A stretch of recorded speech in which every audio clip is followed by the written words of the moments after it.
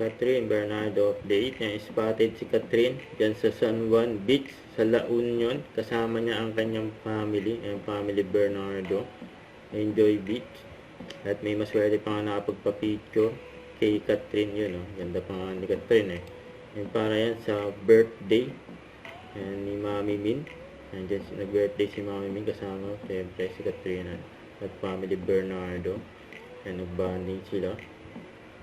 Sabi ni Mami Min, a simple out of town celebration for my birthday is already heartwarming. Hindi man bongga, what matters with it's most that once in a while kompleto at magkakasama ang buong pamilya. Yun, no?